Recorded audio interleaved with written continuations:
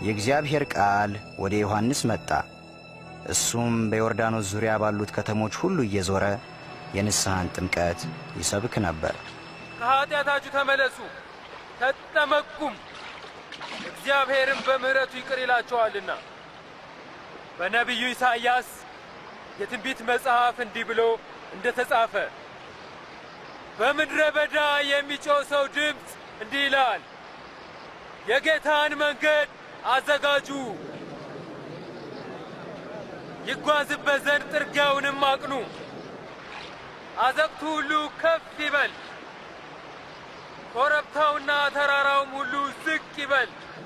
ጠማማው መንገድ የቀና መሆን አለበት፣ ሻካራውም መንገድ ይስተካከል። ሥጋ የለበሰ ሁሉ የእግዚአብሔርን ማዳን ያያል። ምን ማድረግ አለብን? እናንተ የእፉኝት ልጆች ምን እናደርግ ዘንድ ትወዳለህ? ምን እናደርግ? ማንም 2 ልብስ ያለው አንዱን ምንም ለሌለው ሰው ሳይሰስት በልግስና ይስጠው። ምግብ ያለውም ለሌለው ያካፍል። መምህር ሆይ፣ እኛ ቀራጮች ነን፣ ምን እናድርግ? በሕግ ከተወሰነላችሁ በላይ አትውሰዱ። እኛ ወታደሮችስ ምን እናድርግ? የማንንም ሰው ገንዘብ በግፍ አትቀሙ። ማንንም ሰው በሐሰት አትወንጅሉ። ደሞዛችሁ ብቻ ይብቃችሁ።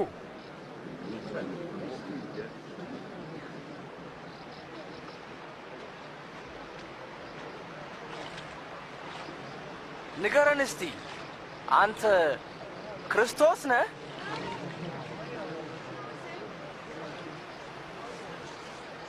እኔ የማጠምቃችሁ በውሃ ነው። ነገር ግን አብዝቶ የሚበልጠኝ ከኔ በኋላ ይመጣል። የጫማውን ጠፍር ፈታ ዘንድ እንኳ የማይገባኝ እርሱ በመንፈስ ቅዱስና በእሳት ያጠምቃችኋል። መንሹ በእጁ ነው፣ የአውድማውንም እህል ያጠራል፣ ስንዴውንም በጎተራው ይሰበስባል።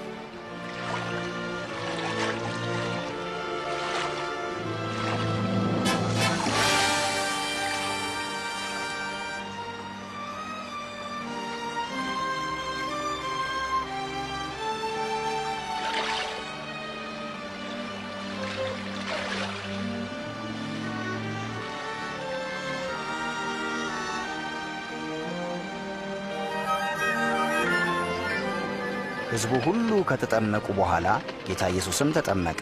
መንፈስ ቅዱስም በርግብ አምሳል በእርሱ ላይ ወረደ።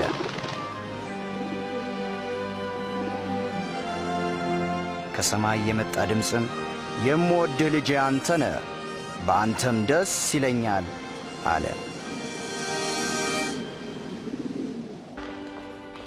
በገሊላ የሮማን ደራሴ ሆኖ ይገዛ የነበረው ሄሮድስ የወንድሙን ሚስት በማግባቱ ስለገሰጸው ዮሐንስ መጥምቁን ወደ እስር ቤት ጣለው።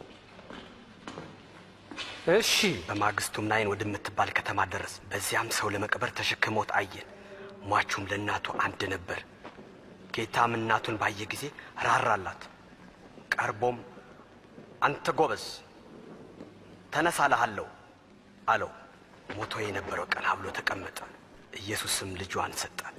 በደንብ ጠይቁት፣ እንዲህ በሉት፣ ዮሐንስ ይመጣል ብሎ የተናገረልህ አንተ ነህ ወይስ ሌላ ሰው እንጠብቅ?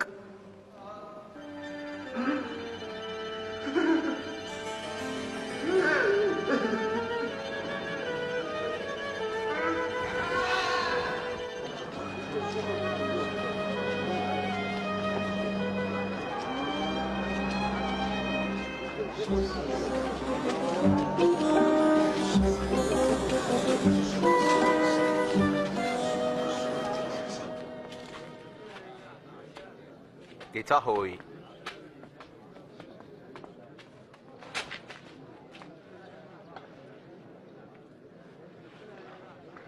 ጌታ ሆይ መጥምቅ ዮሐንስን ጠይቅ ዘንድ ላከን። ይመጣል የተባልከው መሲህ አንተ ነህን? ወይስ ሌላውን እንጠብቅ ብለዋል? ሂዱና ለዮሐንስ ያያችሁትን ንገሩት። ዕውሮች ያያሉ፣ አንካሶችም ይዘላሉ። በእኔ የማይሰናከለው ምንኛ ብፁዕ ነው።